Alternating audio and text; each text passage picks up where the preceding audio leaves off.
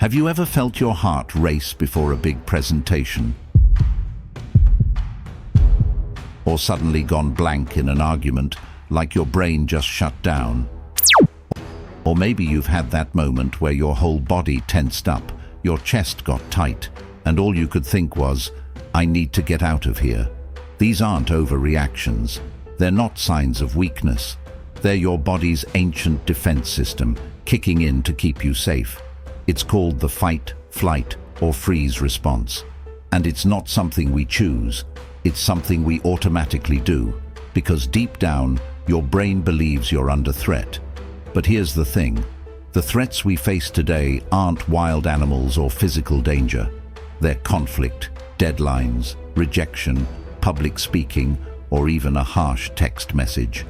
And yet, our bodies still react the same way they did thousands of years ago.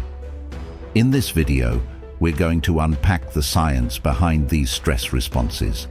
We'll look at what's happening in the brain, how each response works, and why some people fight while others flee or freeze.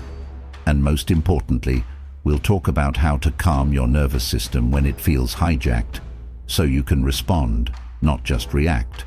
Because when you understand your body's fear response, you stop being afraid of it. You stop judging yourself for panicking, shutting down, or running away. You realize you're not broken. You're just wired to survive. Let's begin.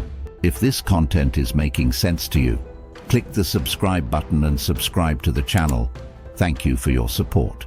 To really understand the fight, flight, or freeze response, we need to go back, way back, to a time when survival meant reacting instantly to danger.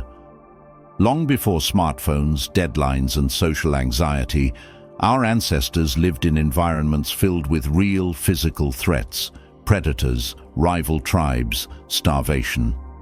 Back then, hesitation could mean death. So the body evolved a brilliant system, one that could detect danger, make split-second decisions, and mobilize energy instantly. This system is known as the acute stress response, and it's controlled by a part of the brain called the amygdala. The amygdala scans for anything that looks, sounds, or feels threatening. And when it finds something, it sends a signal that floods the body with hormones like adrenaline and cortisol, chemicals that prepare you to either fight the danger head-on, flee and escape it as fast as possible, or, in some cases, freeze, staying still and hoping the threat passes by.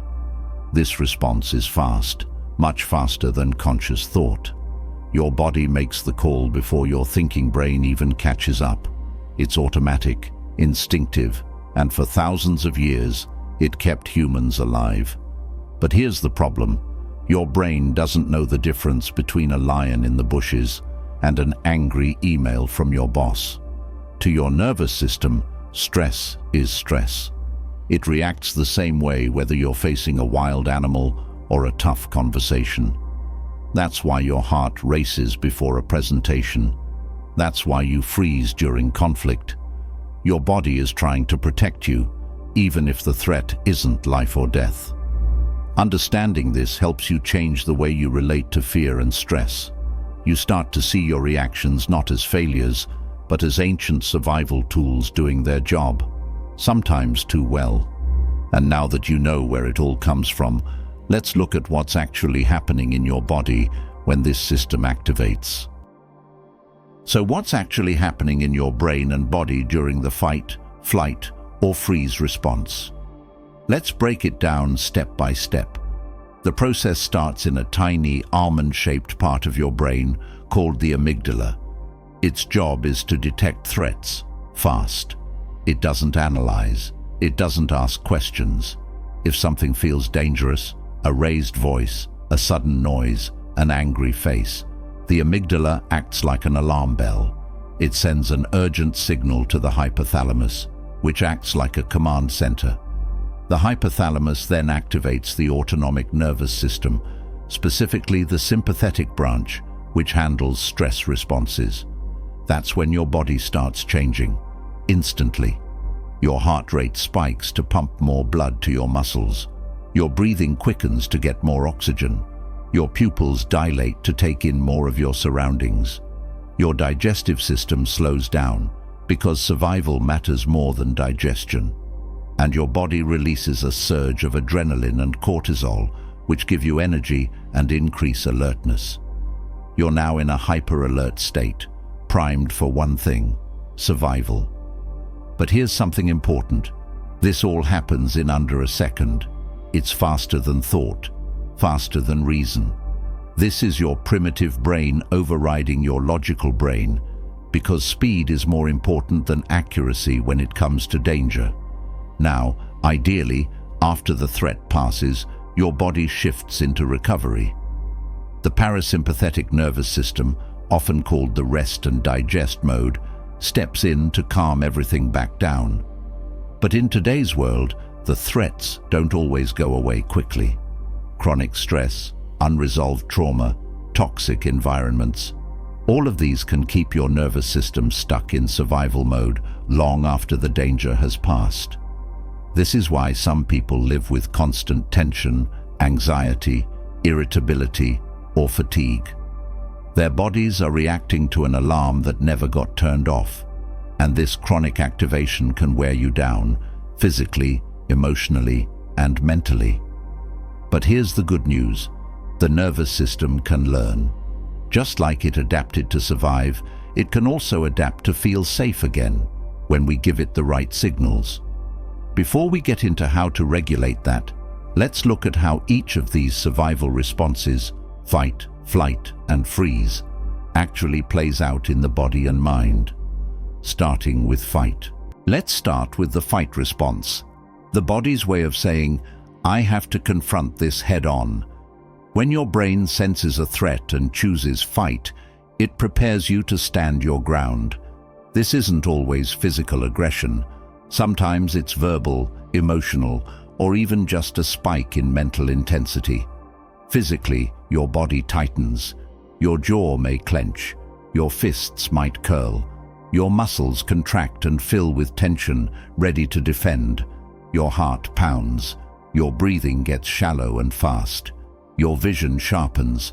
You're hyper-focused, locked in. All systems are preparing for action. This state might feel like irritability that seems to come out of nowhere, feeling easily triggered or defensive, the urge to yell, argue, or dominate. A rush of adrenaline you don't know what to do with. The fight response can be useful in the right context. It gives you energy, confidence, a burst of strength. It helps you push through fear when you're under threat. But in modern life, this response can show up when it's not helpful, like snapping at your partner during an argument, or getting defensive at work when you feel criticized, or feeling rage when someone cuts you off in traffic. You might say or do things you regret because your body is operating from survival, not logic. For some people, the fight response is deeply tied to past trauma. If you grew up in a chaotic or unsafe environment, your brain may have learned that the best defense was offense, that the way to stay safe was to stay dominant. Even if the current situation isn't dangerous, your nervous system may interpret discomfort as a threat and respond with force. And here's something important. The fight response isn't just outward, it can turn inward too. Some people turn the energy of fight against themselves. Self-criticism, harsh inner dialogue, feeling like they're always battling their own mind. If you recognize the fight response in yourself, know this: it's not your fault. Your body is trying to protect you. It just doesn't realize that the enemy isn't always real. Learning to recognize the fight response gives you power, because the moment you name it, you can start choosing how to respond, instead of letting it control you. Now let's talk about the flight response, the instinct to escape, avoid, or run. This is your nervous system saying, "I'm not safe here, I need to get away."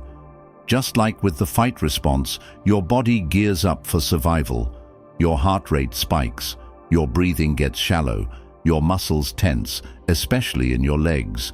Your body is preparing to move, fast. But flight isn't always physical. Sometimes it shows up as canceling plans at the last minute, leaving difficult conversations, avoiding conflict or feedback, overcommitting to stay busy and avoid stillness. It can also show up in more subtle ways. Scrolling endlessly when you feel overwhelmed, constantly jumping from one task to another, mentally checking out when something gets too intense. For many people, flight looks like anxiety, not the slow, low-grade kind, the buzzing, pacing, nervous kind. Your thoughts race, your stomach tightens. You might feel like something's wrong, even if you can't explain why. Your brain starts running through every possible scenario. What if I fail? What if they don't like me? What if I mess this up? And the solution your nervous system offers: get out, shut down, avoid. This is why some people procrastinate, not because they're lazy, but because their brain associates the task with danger. Even something like sending an email or applying for a job can feel threatening if it risks rejection or judgment. Flight can also become a lifestyle. Some people move through the world always busy, always distracted, always planning the next thing. Not because they love movement, but because stillness feels unsafe. They're not just avoiding danger, they're avoiding feelings like shame, sadness, or fear. And again, for many, this is learned. If escape kept you safe in the past, if walking away meant less pain, then your brain may have wired itself to flee at the first sign of discomfort. But here's the truth: you don't have to keep running. Once you realize that the feeling of threat isn't always real, just perceived, you can begin to slow down. You can learn to stay present, even when it's hard. Because courage isn't the absence of fear. It's staying still, even when every part of you wants to run. Now let's look at the freeze response, the one that often gets overlooked but affects just as many people. The freeze response is your nervous system's way of saying, I can't fight, I can't run. The safest thing is to shut down. It's like your body hits the brakes, hard. Your muscles may go limp. You might feel numb, disconnected, or like you've suddenly left your body. Your heart still races, but your mind goes blank. You can't think, you can't move, you can't respond. And to people around you, it might look like you're zoning out, being passive, or not caring. But inside, you're overwhelmed, flooded, stuck. Freeze is what happens when the brain decides that neither fighting nor fleeing will work. It's a survival mechanism, one that animals use in the wild to avoid detection. Think of a deer frozen in headlights or a possum playing dead. It's not weakness, it's protection. In humans, freeze can show up as emotional numbness, feeling paralyzed during a decision or conflict, losing words during public speaking or high-pressure moments, shutting down during trauma or abuse, dissociating, where your mind detaches from your body or surroundings. Many people who've experienced trauma, especially long-term or childhood trauma, live in a freeze-dominant state. They may not even recognize it as stress. They just feel tired, foggy, disconnected from emotions, or unable to take action. And because society values doing, achieving, and powering through, freeze can make people feel broken or ashamed. But freeze isn't failure. It's a natural nervous system response to overwhelm. When your body doesn't feel safe enough to act, it shuts down instead. That's why telling someone to just calm down or just do it doesn't help. In a freeze state, they're not choosing inaction, they're locked in it. The good news is, freeze isn't permanent. With time, support, and nervous system regulation, people can come back to life, slowly, gently, and safely. And often, the first step is simply understanding, oh, this isn't laziness. This is my body trying to protect me. Freeze may be silent, but once you name it, you begin to melt it.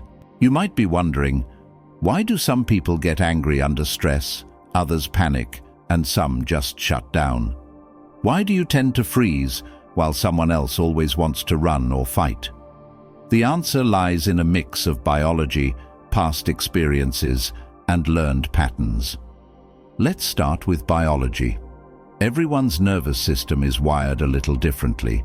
Some people have a more reactive amygdala, meaning they feel threat more intensely and more quickly. Others may naturally return to calm faster, thanks to stronger parasympathetic regulation, the system that helps you settle down after stress. Then there's conditioning, what your body learned to do over time. If you grew up in a home where anger led to punishment, you may have learned to avoid conflict, flight. If shutting down kept you safe from emotional harm, you may have developed a freeze response. If standing up and defending yourself gave you a sense of control, the fight response might feel most familiar.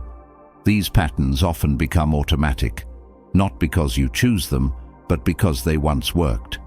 Your body remembered what felt safest and defaulted to that pattern. And then there's trauma. If you've experienced trauma, especially repeated or early trauma, your threat detection system can become hypersensitive.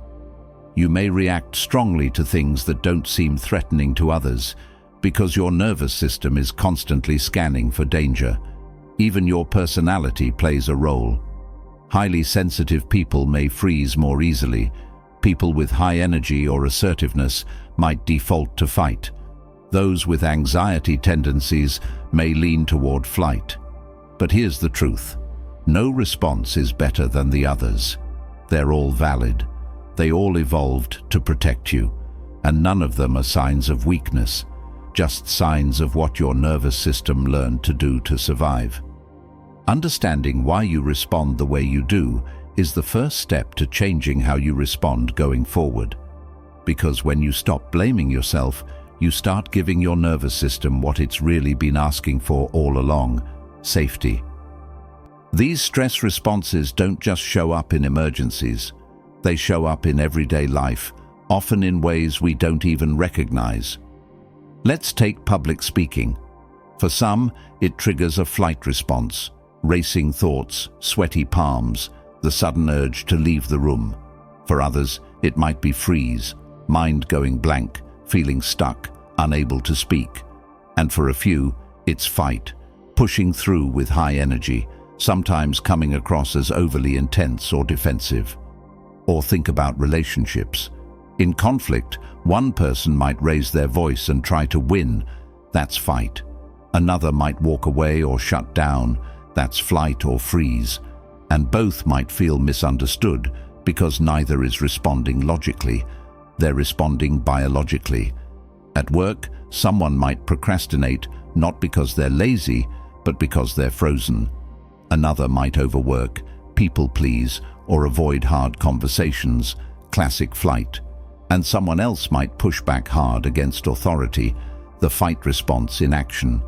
Even in parenting, driving, social media, or dealing with financial stress, your nervous system plays a role. The problem is, we often judge ourselves for these reactions. We think, why did I say that? Or, why didn't I stand up for myself? Or, why do I shut down every time I'm overwhelmed? But those aren't personality flaws, they're nervous system patterns. And the more you understand your default response, the more you can show up with self-compassion instead of self-criticism. Because knowing your stress pattern isn't just about survival, it's about freedom. It's the doorway to responding consciously rather than reacting automatically. Now that you understand how your body responds to threat, the next step is learning how to regulate it. Because while you can't always control your first reaction, you can absolutely change what happens next. 1. Name it to tame it. The moment you feel yourself spiraling into fight, flight, or freeze, pause and identify what's happening.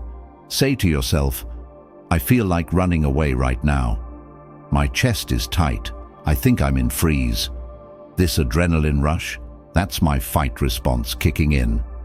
Just naming the state activates your prefrontal cortex, the logical part of your brain, and helps calm the emotional centers. Awareness alone creates distance from the reaction. Second, regulate through the body. Your nervous system speaks in sensation, not words, so use the body to send it a message of safety. Try deep belly breathing, in through the nose, out through the mouth, slowly. Progressive muscle relaxation, tense and release different muscle groups. Cold water splash or a cool cloth. This stimulates the vagus nerve, helping shift into calm. Movement, walking, stretching or light exercise helps release trapped energy, especially after fight or flight. These physical signals tell your brain, we're not in danger anymore. 3. Create safety cues. Our nervous system calms faster in environments that feel safe. You can build these cues through soothing music, a calming voice, even your own, saying, "You're safe, this will pass." Weighted blankets, warm drinks, soft textures, or even imagery, visualizing a peaceful scene, person, or memory. These cues don't erase the stress response, but they reduce its intensity and duration. Fourth, practice. When you're calm, regulation is like a muscle. You build it when you're not triggered. Meditation, journaling, breathwork, or nervous system exercises done daily can rewire your baseline over time. The goal isn't to never get triggered. The goal is to recover faster, with less fear and more self-trust. Because your body isn't the enemy, it's your oldest protector. And when you learn how to work with it, everything changes.